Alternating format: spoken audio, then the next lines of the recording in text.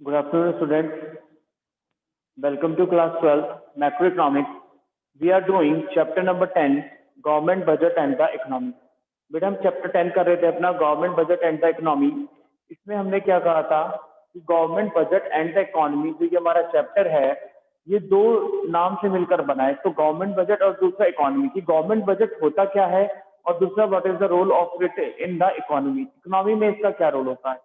तो government budget is a statement. Government budget क्या है बेटा? एक statement which shows estimated receipts and estimated expenditures of the government।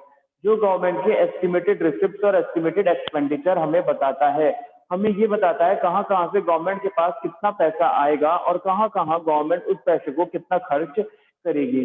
Means the receipt and expenditure.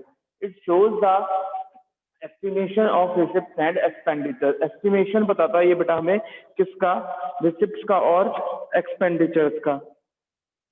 ध्यान रखेंगे receipts और एक्सपेंडिचर्स जो हैं ये एस्टिमेशन बेसिस पर हैं, not on the actual basis. Actual receipts और एक्चुअल एक्सपेंडिचर्स नहीं है।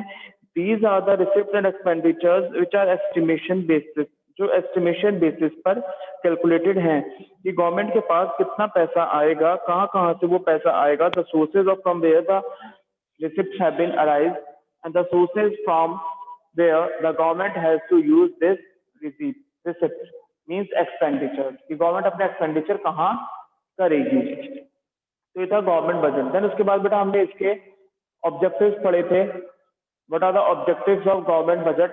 गवर्नमेंट बजट क्यों बनाया जाता है? The first objective was GDP growth. GDP growth को ध्यान में रखते हुए गवर्नमेंट बजट को बनाते हुए गवर्नमेंट का ये मेन ऑब्जेक्टिव होता है कि जीडीपी ग्रो होनी चाहिए। जी कैसे कराएगा वो जीडीपी ग्रो? पब्लिक इन्वेस्टमेंट्स कराएगा, पब्लिक इन्वेस्टमेंट्स के थ्रू और प्राइवेट सेक्टर इन्वेस्टमेंट्स के थ्रू। देन सेकंड था बेटा रीएलोकेशन ऑफ रिसोर्सेज। बजट इस मैनर में बनाया जाता है कि रिसोर्सेज का जो रीएलोकेशन है, रिसोर्सेज का जो एलोकेशन यूटिलाइजेशन है वो इस मैनर में हो कि प्रॉफिट मैक्सिमाइजेशन भी हो और साथ साथ सोशल वेलफेयर भी चलता रहे। हमें उस तरह के गुड्स को एनकरेज करना चाहिए जो सोसाइटी के लिए यूजफुल होते हैं और ऐसे गुड्स जो सोसाइटी के लिए हार्मफुल होते हैं उन्हें डिस्करेज करना चाहिए। Provision of public goods. Public goods का भी प्रोविजन होना चाहिए। पब्लिक गुड्स होते क्या है? These are those goods which satisfy the collective needs of the people. जो लोगों की कलेक्टिव नीड्स को पूरा करते हैं तो ऐसे गुड्स भी होने चाहिए। Redistribution of income and wealth. Income and wealth का redistribution, income and wealth redistribute होनी चाहिए। गवर्नमेंट अपनी फिस्कल पॉलिसीज यूज करती है in order to improve the income and wealth distribution. कैसे करेगी बेटा? हमारी इकोनॉमी में जो है इनकम और वेल्थ का डिस्ट्रीब्यूशन है वो अनइक्वल है। Rich becomes richer and poor becomes poor. तो गवर्नमेंट को क्या करना है? रिचर को टैक्स से इम्पोज करके नीचे लेकर आना है और पुअर को सब्सिडी देकर ऊपर लेकर आना है, so that there is a balance between both of them, जिससे दोनों के बीच में बैलेंस बन जाए। Then balance regional growth. हमारी इकोनॉमी में बेटा बहुत सारे एरियाज, बहुत सारे रीजन्स ऐसे होते हैं जो अभी भी बैकवर्ड हैं, जो डेवलप्ड नहीं है। तो गवर्नमेंट को उन एरियाज के लिए भी प्रोविजन सेटअप करने पड़ते हैं जिससे वो एरियाज भी डेवलप हो जाए। तो वो एरियाज कैसे डेवलप होंगे? उनके लिए उन्हें गवर्नमेंट को कुछ इंसेंटिव्स प्रोवाइड कराने पड़ेंगे, कुछ स्पेशल फैसिलिटीज देनी पड़ेंगी for the private sector to encourage them in order to make them investment in those backward areas, जिससे प्राइवेट सेक्टर उन बैकवर्ड एरियाज में इन्वेस्टमेंट्स कर सके। Employment opportunities. बजट इस मैनर में भी प्रिपेयर किया जाता है so that there must be a generation of employment opportunities. Employment opportunities भी जनरेट होनी चाहिए। तो गवर्नमेंट क्या करेगा बेटा? ये गवर्नमेंट क्या करेगी? पब्लिक सेक्टर एंटरप्राइज में इन्वेस्ट करेगी जिससे एम्प्लॉयमेंट अपॉर्चुनिटीज जनरेट होंगी। Then economic stability. हमारी इकोनॉमिक स्टेबिलिटी गवर्नमेंट बजट इस मैनर में प्रिपेयर करते हैं so that there is an economic stability. Economy जो है वो हमारी स्टेबल रहे। कैसे रहेगी? गवर्नमेंट ट्राई करती है to maintain the economic stability. Economic stability को मेंटेन करने की कोशिश करती है during the situation of inflation and deflation. Inflation के टाइम पे क्या होता है बेटा? एग्रीगेट डिमांड ज्यादा हो जाती है तो इन्फ्लेशनरी गैप अराइज होता है जो हम ऑलरेडी पढ़ भी चुके हैं। और डिफ्लेशन के टाइम पे एग्रीगेट डिमांड कम हो जाती है जिसकी वजह से डिफ्लेशनरी गैप हो जाता है। तो डिमांड ज्यादा होना भी प्रॉब्लम है, डिमांड कम होना भी प्रॉब्लम है इक्विलिब्रियम से। तो there must be an stable situation. तो गवर्नमेंट इसे स्टेबलाइज करने की कोशिश करती है। देन बेटा हमने पढ़ा था स्ट्रक्चर ऑफ बजट। बजट का स्ट्रक्चर। बजट को हम दो पार्ट में डिवाइड कर देते हैं, रिसिप्ट और एक्सपेंडिचर। गवर्नमेंट बजट यही है, गवर्नमेंट की रिसिप्ट पढ़नी है, गवर्नमेंट के एक्सपेंडिचर्स पढ़ने हैं। अब रिसिप्ट और एक्सपेंडिचर्स दो मेन कंपोनेंट्स है बजट के, इनका नेचर होता है, रेवेन्यू नेचर होती है और कैपिटल नेचर होता है। तो फर्स्ट बेटा हम वही देखेंगे। फर्स्ट आज हम स्टार्ट करेंगे बजट रिसिप्ट।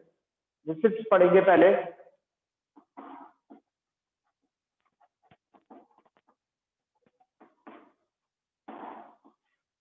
रिसिप्ट दो तरह की होती है, रेवेन्यू रिसिप्ट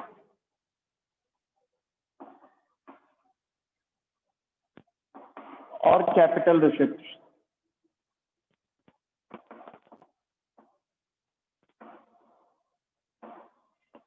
रिसिप्ट दो तरह की है, रेवेन्यू रिसिप्ट और कैपिटल रिसिप्ट। रेवेन्यू रिसिप्ट कौन सी होती है बेटा? Revenue receipt are those receipt which neither brings any change in the assets और लायबिलिटीज। पहले इसे समझो, रेवेन्यू और कैपिटल होता क्या है। रेवेन्यू नेचर और कैपिटल नेचर हम पहले भी पढ़ चुके हैं। रेवेन्यू नेचर का मतलब है जो नॉर्मल कोर्स है, जो नॉर्मल एक्टिविटीज है वो। कैपिटल नेचर मतलब जिनकी वजह से एसेट और लायबिलिटीज में चेंज आता है। रिसिप्ट से क्या होगा? रिसिप्ट का मतलब पैसे का आना, इनकम। रिसिप्ट का मतलब है बेटा पैसे का आना, दैट इज इनकम। तो रेवेन्यू रिसिप्ट, पैसा आएगा। कैसा नेचर है? Revenue, normal course. अब पैसा कब कैसे आएगा? एसेट्स और लायबिलिटीज से रिलेट करो बेटा इसे।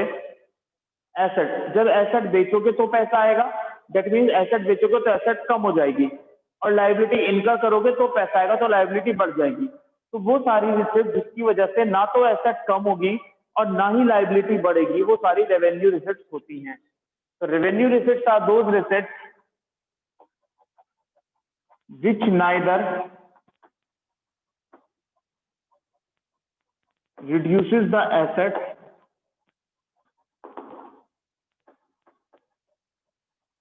nor increases the liabilities। हमने एसेट और लायबिलिटी से रिलेट करा है इसे बेटा। एसेट और लायबिलिटी से कैसे रिलेट करा है दोबारा समझेंगे। रिसिप्ट का मतलब है पैसे का आना। कैसे पैसा आएगा? जब एसेट बेचोगे तो पैसा आएगा। एसेट बेचोगे तो इसका मतलब एसेट कम हो जाएगी।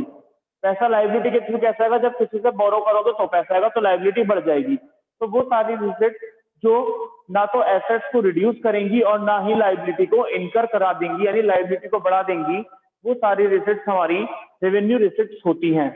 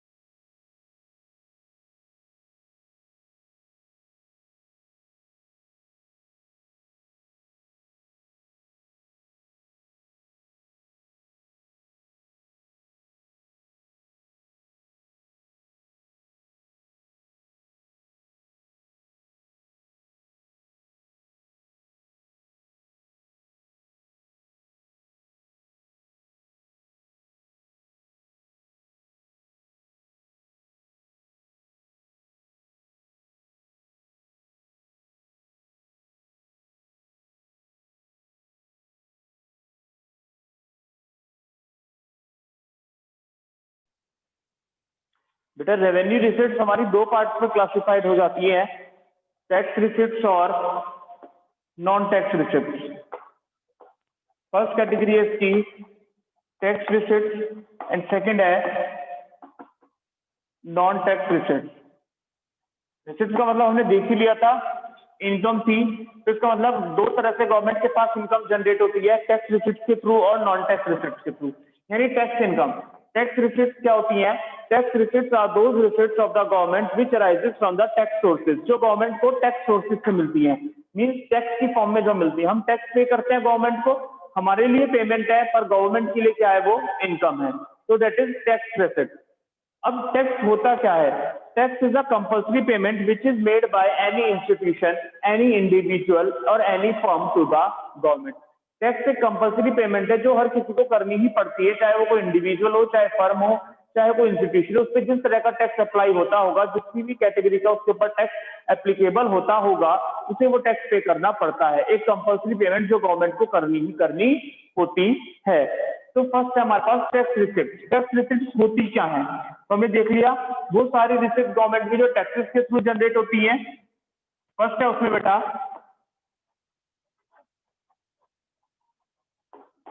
Progressive tax and regressive tax. नाम से पता चल रहा है प्रोग्रेसिव एंड रिग्रेसिव। प्रोग्रेसिव का मतलब बढ़ता हुआ, progressive tax and regressive tax. What is progressive tax? Progressive tax बेटा वो टैक्स होता है the rate of tax which increases as the income increases. जैसे जैसे किसी की इनकम बढ़ती जाती है, टैक्स रेट भी बढ़ता जाता है, that is known as progressive tax. For example income tax, जितनी जितनी मेरी इनकम बढ़ती जाएगी, मेरे लिए टैक्स उतना ही बढ़ता जाएगा। ज्यादा इनकम होगी तो ज्यादा टैक्स पे करना पड़ेगा, कम इनकम होगी तो कम टैक्स पे करना पड़ेगा, दैट इज प्रोग्रेसिव टैक्स। इसी का ही पार्ट है रिग्रेसिव टैक्स। रिग्रेसिव टैक्स क्या होता है बेटा? ये हर किसी के लिए सेम होता है, either it is being rich person और इट इज और अ पुअर पर्सन, चाहे कोई रिच पर्सन है या पुअर पर्सन है। तो रिग्रेसिव टैक्स वो टैक्स होता है which causes a greater burden on the poor as compared to the rich, जिसका पे करने का बर्डन पुअर पे ज्यादा होता है as compare to the rich. क्योंकि रिच पर्सन जो है या रिचर सेक्शन जो है वो तो इजीली पे कर देगा उस टैक्स को, बट प्रॉब्लम किसे आएगी पेमेंट करने में? पुअर को प्रॉब्लम आएगी, या पुअर के ऊपर ज्यादा बर्डन शो होगा। तो रिग्रेसिव टैक्स वही होता है जो ज्यादा बर्डन पुअर के ऊपर क्रिएट कर देता है as compared to the rich. Second है बेटा specific tax and value added tax. Specific tax and value added tax क्या है? Specific tax and value added tax, specific tax वो टैक्स होता है जो किसी भी कमोडिटी पर इंपोज होता है, depends upon the size of the commodity, depends upon the weight of the commodity और depends upon the units of the commodity. उस कमोडिटी पर पर्टिकुलरली वो डिपेंड करता है कि वो कमोडिटी कैसी है। वैल्यू एडेड टैक्स आप सबको पता है वैल्यू एडेड क्या होती है? जब एक प्रोडक्शन से गुड दूसरी प्रोडक्शन यूनिट के पास पहुंचता है तो हर एक प्रोडक्शन सेक्टर उसमें कुछ ना कुछ वैल्यू ऐड कर देता है। तो उस वैल्यू ऐड जो वो प्रोडक्शन सेक्टर करेगा, जितनी वैल्यू ऐड उसने करी, उस वैल्यू एडेड पर उसे टैक्स नेट पे करना होगा, that is known as value added tax. Third category है इसकी बेटा direct tax and indirect tax.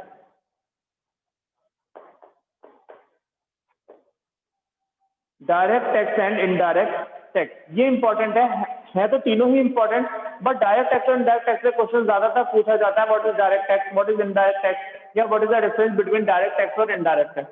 तो डायरेक्ट टैक्स बेटा वो टैक्स होता है जो एक्चुअली वही पर्सन पे करता है जिस पर वो इम्पोज हुआ होता है।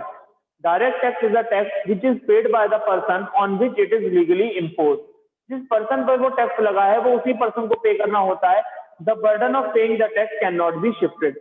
हम उस टैक्स को पे करने का बर्डन शिफ्ट नहीं कर सकते। For example income tax, income tax इसका मेन एग्जाम्पल है। मेरी इनकम पर जो टैक्स देना है वो सिर्फ मैं ही दूंगा, मैं किसी और से नहीं ले सकता, कोई और मुझे उस टैक्स को नहीं देगा कि मैं तुम्हें दे दूंगा तुम पे कर दो, नहीं। अपनी इनकम पे टैक्स मुझे खुद को ही पे करना है, that is direct tax. Indirect tax क्या होता है?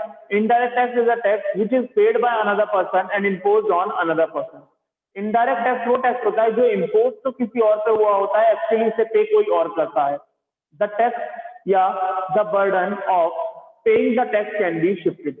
को पे करने का बर्डन शिफ्ट हो जाता है, दैट इज इनडायरेक्ट टैक्स। जैसे सारे इनडायरेक्ट टैक्सेस हट के एक टैक्स बन गया जीएसटी, तो जीएसटी कौन क्या सभी पे करते हैं? नहीं, GST is being paid by the consumer. Actually GST consumer पे करता है लास्ट में, हालांकि फर्म पे कर रही है, एंटरप्राइजेस पे कर रही है, शॉप्स पे कर रहे हैं, बट वो एट लास्ट पेते किससे हैं? कंज्यूमर से। तो GST is an indirect tax. Next है बेटा non tax receipt. Non tax receipt क्या होती है? Receipt other than the tax receipt. Tax receipt के अलावा बाकी सारी रिसिप्ट क्या है गवर्नमेंट की? Non tax receipt. Other than the tax receipt all receipt are non tax receipt for the government.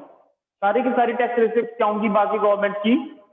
Non tax receipt. क्या क्या एग्जांपल्स हैं? फीस, गवर्नमेंट हमसे फीस लेती है, लैंड रजिस्ट्रेशन फीस। सपोज हमने कोई लैंड खरीदा, कोई प्लॉट खरीदा, उसे रजिस्टर कराना पड़ता है, उसकी फीस होती है land registration fees. Birth certificate बनवाते हैं, डेथ सर्टिफिकेट बनवाते हैं, उसकी फीस होती है, लीगल फीस ले लेती है गवर्नमेंट हमसे। नेक्स्ट फाइन या पेनल्टीज।